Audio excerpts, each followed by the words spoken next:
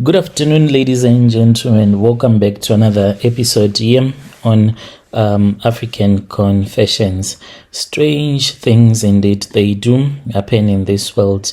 The first message that I have for you, it reads like this. Hello, Brother Nashi, how are you? Can you please post my story as anonymous? I've reached out to you using my real name, so do not share my name or my profile with anyone. So this is my story that I want to share with you. It is how I managed to get married to my husband, who was married to my cousin sister. It is a terrible story to others, but it is also a story of me fighting against my cousin until the day when she died. Our story began a very long time ago when we were still very young. My cousin sister, she would follow my footsteps in each and everything that I would do. She will do it as well.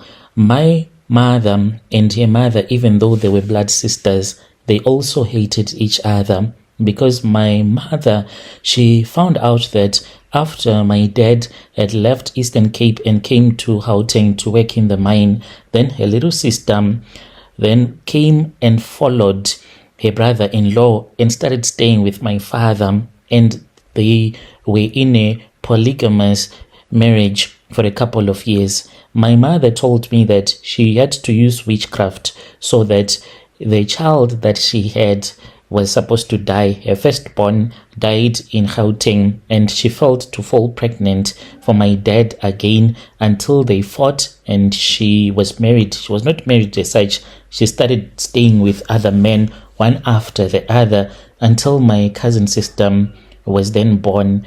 There was a function that happened. My mom said that we were still very young for us to remember that function, but the elderly people in the family, they sat down and they said that our daughters, they cannot be fighting like this forever. So my mom and her little sister, then they said that they were going to be okay. But as we were growing up, I would see that my mom's little sister hated me, and she would always gossip behind my back. And her daughter as well, who was my cousin, she hated me. The first man that she stole from me, he was the man that was assisting my brother because we were not rich, and my cousin was now dating my boyfriend.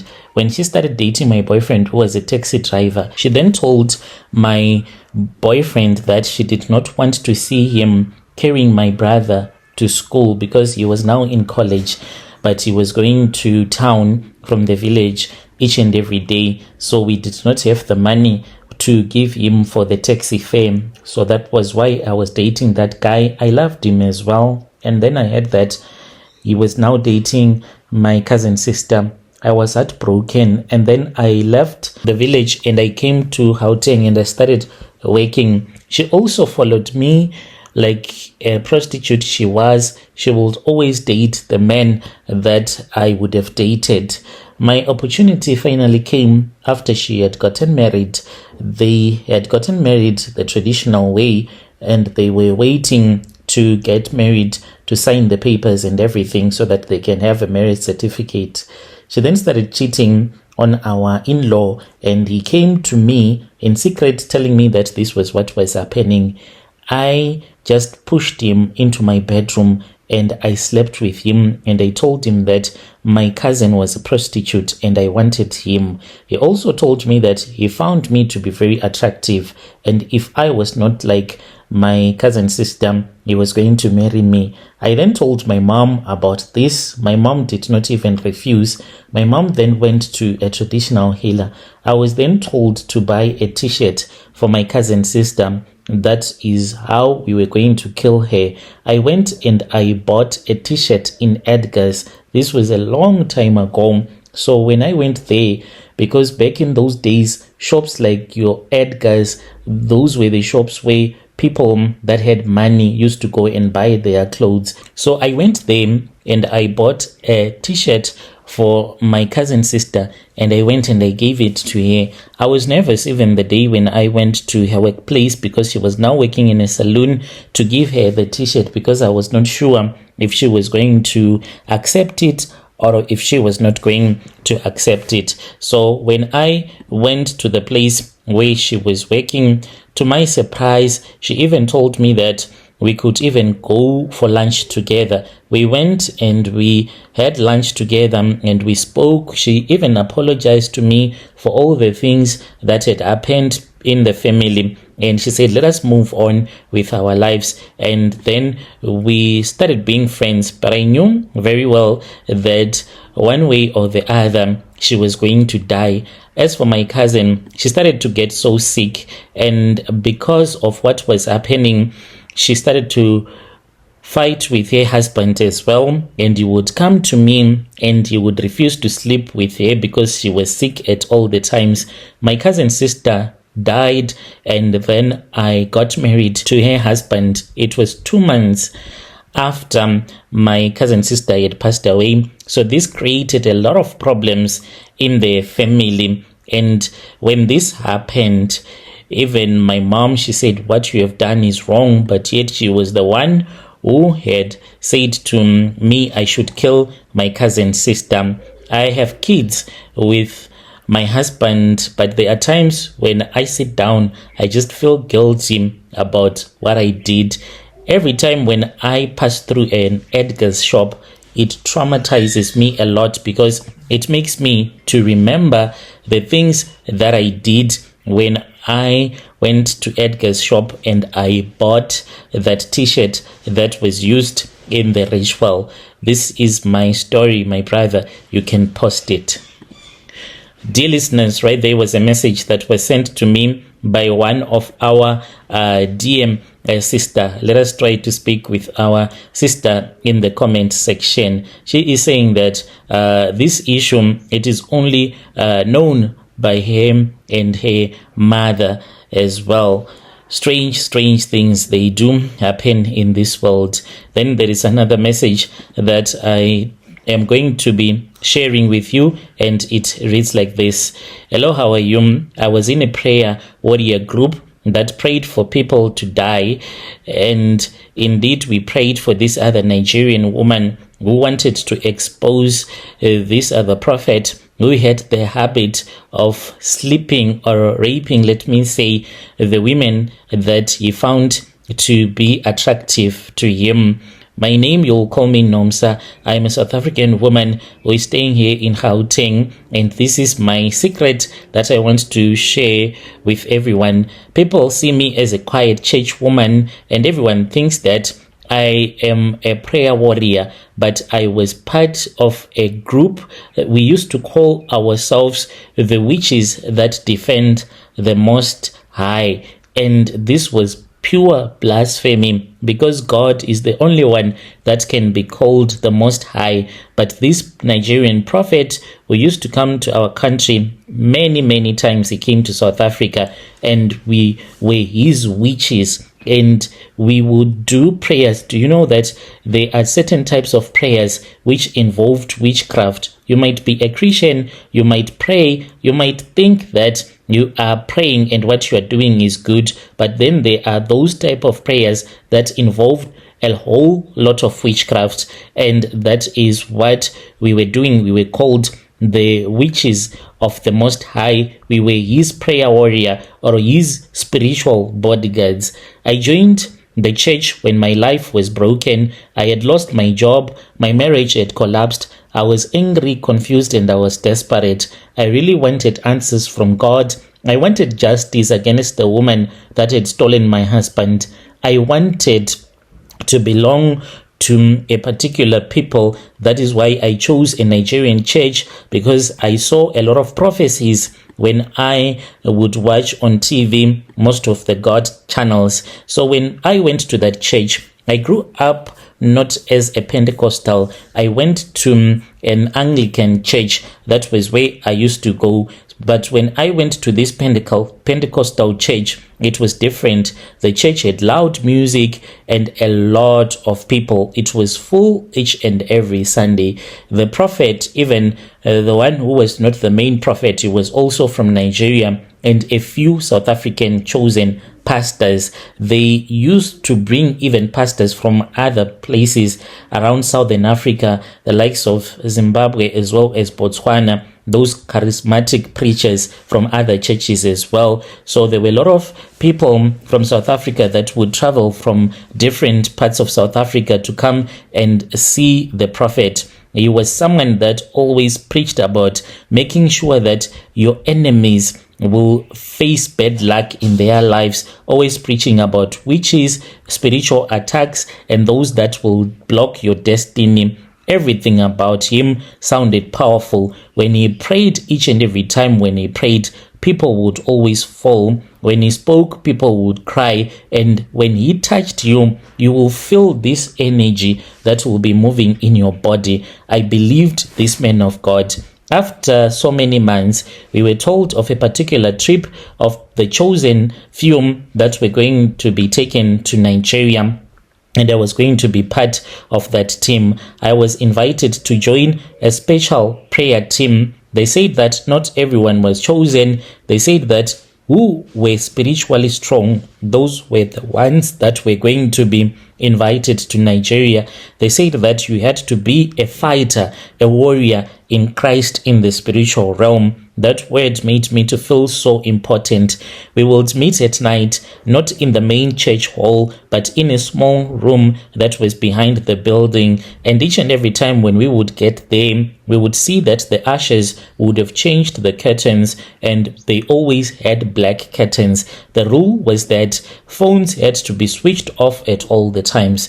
They said that we had to be secretive of all the things that we did, and we were not supposed to talk about the sermons that were being preached to us. Sometimes they would play a DVD of the prophet from Nigeria, the DVD that he would have recorded for us, specifically for us. And these sermons, they spoke about how Samuel was like a witch, but he was a good witch. That was why when Saul went to consult with the witch, the person that she brought from the dead, it was Samuel. And it meant that he was a witch as well as a prophet. Those were the sermons. These are like deep prophecies that you cannot know if you do not know about these things. Like each and every word that is written in the Bible, it can be used to cast a spell. That is how people in the satanic realm operate. So the prophet from Nigeria used to tell us that even though we are Christians, but there is a reason as to why we were told to be like vipers, and a viper, it cannot be a holy creature. So even if you are a good Christian, but you can also operate using that same spirit that the devil uses, but then you use it for the good of the Lord, and you are like a white witch, not a black witch. These were some of the sermons that they used to teach us. So we kept on believing each and everything that the prophet was telling us. But it's not like from the very first day they told us that this is what you are going to be doing. At first, the prayers, they sounded normal. We prayed against the enemies of the church. We prayed against witches and for us to possess their power. We prayed against people who wanted to destroy the anointing. Do you know that when someone says, touch not the anointed, they are actually speaking a spell? We were taught to always say, touch not the anointed. It is part of a spell. It is not a full spell, but it can cause a lot of effect in the spiritual realm. We were taught more deeper occultic stuff. The language changed in those sermons. Instead of saying remove them, we would say that this enemy of the prophet, for example, Prophet Elijah, silence them. Instead of saying expose lies, we would say close the mouth of anyone that wants to expose anything that has to do with our church. Instead of saying block attacks, if it is a journalist that is researching about our church, end them, end their career. These were the prayers that we used to say. When I first felt uncomfortable, I told myself that it was spiritual warfare. They told us that if you do not fight, then those people, they will come and end your life because of the things that you know. These are deep things of the realm of the devil. And now that you have tapped into the realm of the devil, if you do not pray, and now that you know more about the devil, he will send his spiritual assassins to come and kill you. They said that anyone that questions our prophets is sent by the devil. They said exposure is true witchcraft. They said anyone that criticized our church was a spiritual assassin, and the church also needed a spiritual assassin. That was why we had chosen to represent the church in South Africa. One night, they informed us that we had to go to church. It was about a Nigerian woman. She was living in South Africa. She came here as a volunteer and she followed the prophet. She had worked close to him and now she wanted to expose him. The problem was that she had recordings. She also had 2 sex tapes of this prophet with some women that were South African in a hotel, and they were doing drugs and making love. So she wanted to go and give those messages, including the sex tape and everything, to this other big journalist that used to make life very hard for big prophets there in Nigeria. This was proof that she wanted to go public.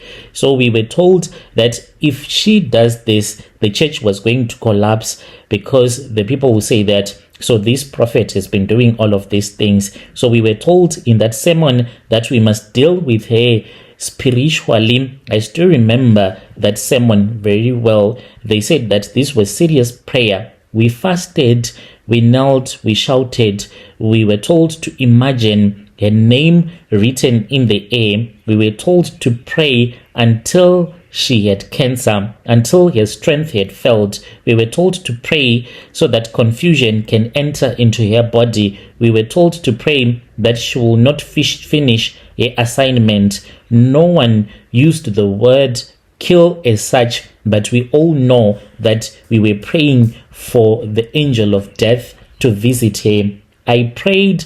I did not shout as much as others, but we kept on praying. And then that was when we went to Nigeria. I won't forget it. We went to this other prayer mountain. When we went to that prayer mountain, we had pictures. Everyone who was with us had 13 pictures of that woman. These were pictures. Some of them, they had been taken from the tapes that were in the archives of the church. So they will just make some screenshots and then they printed them out from some of the videos which she appeared in church. So we went to the prayer mountain. We stayed in the prayer mountain without eating for 4 days until one lady collapsed because she was starving to death. We did not drink water and we did not eat anything. And when she collapsed, that other woman that we were with, that was when we were told to go down from the prayer mountain. We then went and we threw all of those pictures at this other graveyard there in Nigeria. And guess what happened? This woman, she was shot here in South Africa. As for that journalist, they gave him a brown paper bag that was full of money. This happened whilst I was still in Nigeria. So that journalist, because of those prayers that we made against him, what he will do is that whenever someone would come to him wanting to expose what was happening in the church, then that journalist will just take that information and go and give it to the prophet. Then you will be visited by some men that will come to threaten you. This is what used to happen. So to this very day, all of the assets that I have, even the job that I have, it was because of this program. And I was told to not regret, to not live in fear or shame. But it is so sad that a lot of these prophets, when they go to prison, even if a woman is testifying against rape that would have happened, in the background, they are church members that will be gathering around trees in the rivers, throwing her pictures that the church would have given to them in the river so that the marine spirits will deal with her. If you check most of the women that go against some of these pastors, the end result is that they will die of a terrible death. They will have a certain illness and very quickly they'll just perish, because these prophets, they use other prayer warriors, but they do not pray the same way you people pray. But these are witchcraft prayers using the Bible to cast curses on innocent people. Dear listeners, right there was a message that was sent to me by one of our DM sister. Let us try to speak with our dear sister in the comment section. Strange things indeed they do happen in this world. Can you imagine? But let us try to speak with him in the comment section. She was an spiritual assassin, and they prayed for death to visit this other woman who was trying to expose that prophet. Yeah, strange things they do happen in this world. Let us meet again in the following episode. Please make sure that you watch all the videos that we do post, because it helps us to have more strength to keep on posting these videos, reading people's confessions, and also you get to comment in the comment section as well. Let us meet again in the following episode.